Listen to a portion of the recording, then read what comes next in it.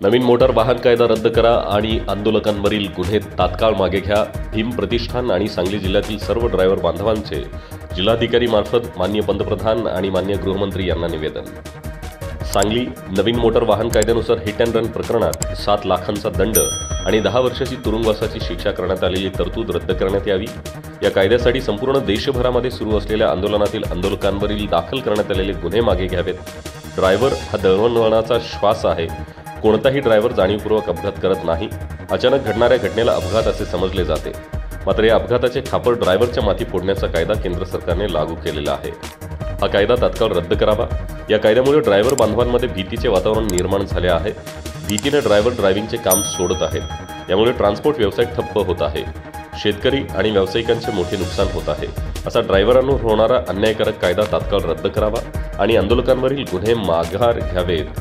यासाठी माननीय जिल्हाधिकारी सांगली मार्फत माननीय पंतप्रधान आणि माननीय गृहमंत्री यांना निवेदन देण्यात आले. वरील मागण्या मान्य न झाल्यास येणाऱ्या काळात लोकशाही मार्गाने रस्त्यावर उतरून रास्ता रोको आंदोलन करण्याचा इशारा भीम प्रतिष्ठानच्या वतीने देण्यात आला. यावेळी भीम प्रतिष्ठानचे महाराष्ट्र राज्याचे राज्य उपाध्यक्ष स्वप्नील बाबा खांडेकर, संस्थापक अध्यक्ष चेतन कांबळे, महाराष्ट्र राज्य प्रमुख कविश कांबळे, महाराष्ट्र राज्य सचिव अक्षय माने, जुबेर जमादार, रोहित पारसे, सचिन पारसे, जीवन कांबळे, भारत वाघमारे, मोहसिन मुजावर, आयुब मुजावर आणि अनेक ड्रायव्हर, सांगलीतील पदाधिकारी उपस्थित होते. सांगली डिजिटलसाठी मिरज तालुका प्रतिनिधी निशांत भंडारे. नवीन मोटार वाहन कायदा हिट अँड रन मध्ये केंद्र सरकारने अपघातानंतर वाहतुकीच्या चालकास 10 वर्षाचा तुरुंगवास व 7 लाख रुपये दंड अशा पद्धतीचा जो कायदा केलेला आहे, या कायद्याचा आम्ही जाहीर निषेध करतो.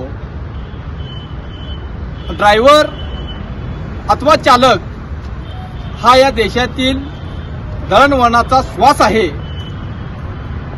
आणि अपघात हा जाणीवपूर्वक केला जात नाही, तर अचानक घडणाऱ्या घटनेला अपघात असं म्हटलं जातं आणि या अपघाताचं खापर इथं असणारे केंद्र शासन हे इथं असणाऱ्या या ड्रायव्हरच्या माथी फोडण्याचा यांचा हा डाव मोडून काढला पाहिजे. या कायद्यामुळे संपूर्ण देशभरामध्ये आंदोलन केली जात आहेत, उग्र आंदोलनं केली जात आहेत, याची पडसाद उमटत आहेत आणि या आंदोलनामध्ये आंदोलकांवरती मोठ्या प्रमाणामध्ये गुन्हे दाखल करण्यात आलेले आहेत. आम्ही भीम प्रतिष्ठानच्या वतीने व सांगली जिल्ह्यातील सर्व ड्रायव्हर बांधवांच्या वतीने माननीय पंतप्रधान व माननीय गृहमंत्री यांना माननीय जिल्हाधिकारी व सांगली यांचे मार्फत आज भीम प्रतिष्ठान व सर्व ड्रायव्हर बांधवांच्या वतीने निवेदन देण्यात आलेलं आहे की हा जो कायदा आहे हा कायदा तात्काळ रद्द करावा.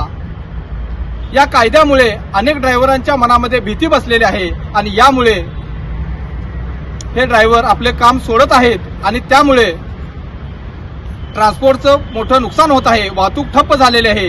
इथं असणाऱ्या शेतकरी वर्गाचं मोठं नुकसान झालेलं आहे. व्यावसायिकांचं नुकसान झालेलं आहे.